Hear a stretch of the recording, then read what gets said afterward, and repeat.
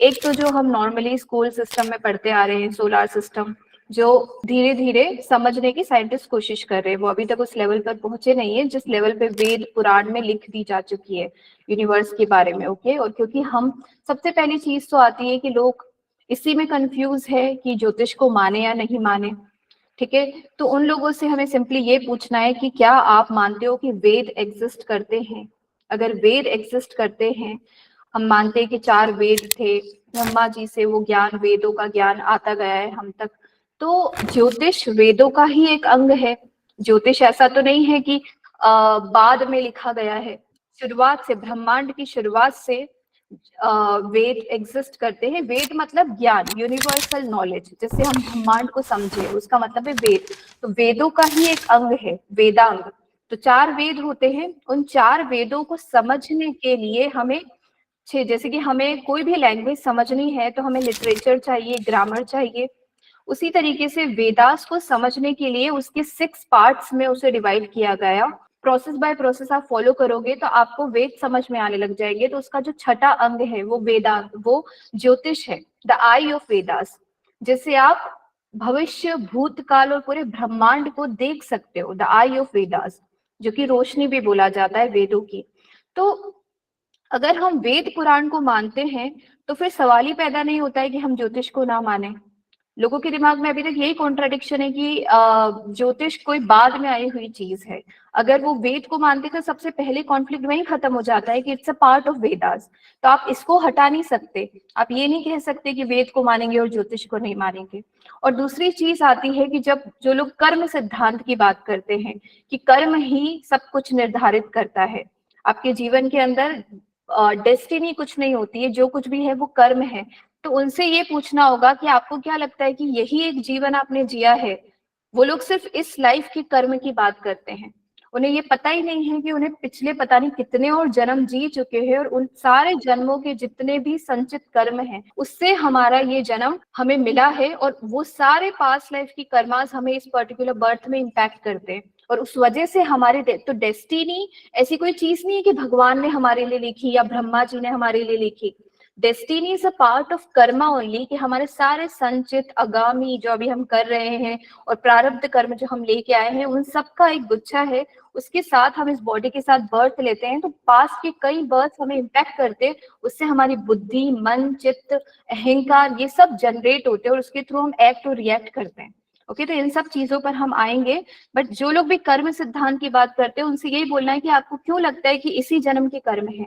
आपको क्यों नहीं लगता है कि पिछले जन्म में भी हमने जो कर्म किए थे उसका प्रभाव भी इस जीवन पर हम पर पड़ रहा है? Okay, now let's come to the start point कि कहाँ से ये पूरा वैदिक जो कॉस्मोलॉजिकल डायग्राम है, जो शास्त्र हमें बताता है कि ब्रह्मांड की शुरुआत कहाँ से हुई थी, तो उसका एक पार्ट मैं आपको बता रही हूँ। ये जो डायग्राम है आपको करण कारण ओशियन लिखा हुआ है। ओके, जिसको करण ओशियन, कारण ओशियन, आप कुछ भी बोल सकते हो। तो सबसे पहले ब्रह्मांड में हम जो भी बोले, ओके, विष्णु, कृष्ण, जहां से भी आया है ब्रह्मांड की रचना हुई है, कोई ना कोई एक भगवान है। ठीक है, ईश्वर है। उस ईश्वर से सारी आत्माएं जन्म लेती है।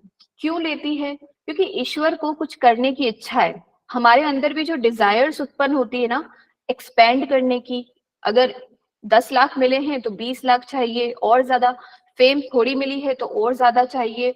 कोई भी एक इच्छा है वो हमेशा बढ़ती रहती है। तो ये ईश्वर का ही तत्व हमारे अंदर है जो हमेशा हमें एक्सपेंड करने की एनर्जी प्रोवाइड करते रहते हैं। तो ईश्वर भी उसी तरीके से एक्सपेंडिंग एनर्जी, उन्हें बढ़ना है, उन्हें बंटना है अलग अलग आत्माओं में। तो वो एक जो परम आत्मा है, उसी से सारी आत्माएं आई है, वो वही है। कोई डिफरेंस नहीं है इस आत्मा में और परमात्मा में। ओके, बट परमात्मा का एक अंश है, वो कंप्लीट है, और हम जो है वो उनका एक अंश है। ओके, जो अलग अलग सोल्स में, तो हम सबकी अलग अलग सोल्स यूनिवर्स में सबसे पहले क्रिएट हुई। जब सोल्स क्रिएट होती है तो सोल के 3 गुण होते हैं। जो गुण परमात्मा के भी होते हैं वही गुण सोल के होते हैं। वो होते हैं फीलिंग, फीलिंग मतलब फील करना, भाव, वीलिंग कि किसी चीज की इच्छा करना, और थिंकिंग, विचार करना। ये जो 3 चीजें ना, ये आत्मा के गुण हैं। पूरा ब्रह्मांड भी खत्म हो जाएगा तो ये 3 गुण भगवान के अंदर हमेशा व्याप्त होते हैं, और इन्हीं 3 गुण की वजह से पूरे ब्रह्मांड की रचना होती है। और उसी के साथ में जो आत्मा उनसे जो एक्सपेंशन भगवान ने किया अपने डिजायर्स की वजह से, अलग अलग फॉर्म में उनकी आने की इच्छा हुई। तो जब वो अलग अलग फॉर्म में आए तो हमारे अंदर भी ये 3 गुण आत्मा के रूप में रहे। तो जब ये 3 गुण आत्मा के रूप में हमारे अंदर रहे तो उससे हमने और अपनी डिजायर्स क्रिएट करी।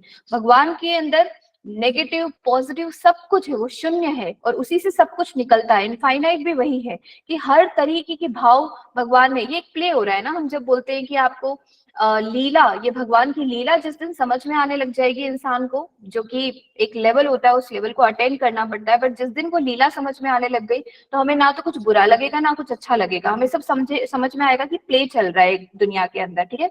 तो भगवान ने वो प्ले करने के लिए बहुत सारे अपने एक्सपेंशन किए और वो सारे एक्सपेंशन का एक भाव था, उस भाव सोच विचार थे और उसके साथ उन्होंने अपनी कुछ डिजायर्स को क्रिएट किया और उन डिजायर्स की वजह से हमारे कर्म, सबसे पहले डिजायर आता है उसके बाद कर्म बंधन आते हैं। कि जब इच्छा होगी तो उस इच्छा से एक शरीर की उत्पत्ति होती है, उस इच्छा से हमारा मन बुद्धि और अहंकार, मतलब सबसे पहले आपकी जो यूनिवर्स में बॉडी का पहला फॉर्म था, जो सोल का फॉर्म है, उससे कारण शरीर, कारण the reason why you are born as a soul, जब सोल पहली बार किसी कारण की वजह से एग्जिस्टेंस में आती है उसको बोलते हैं कारण शरीर। तो हमारी जो बॉडी होती है उसके और बहुत सारे लेयर्स होते हैं, बट मेन 3 लेयर्स की मैं बात करूंगी कि द फर्स्ट लेयर जब हम एग्जिस्टेंस में आते हैं वो था हमारे कारण शरीर, कि किस रीजन से God have created us.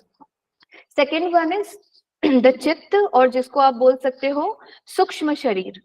Okay, सूक्ष्म शरीर, कारण ने, कारण शरीर के पास में 3 चीजें थी, वो डिजायर कर पा रहा है, वो सोच पा रहा है, वो फील कर पा रहा है, उस वजह से उसके कर्म बंधन हुए। ओके, और उससे क्या होता है, आइडेंटिटी की फीलिंग आती है, तो अहंकार आता है। तो जो हमारा सूक्ष्म बॉडी है, सूक्ष्म बॉडी के जो गुण होते हैं वो होता है मन, मन मतलब आपके विचार आ रहे हैं जिससे आप प्रभावित होते हो, बुद्धि जो सोच पा रही है, और अहंकार, अहम की भावना कि आई एग्जिस्ट, ठीक है।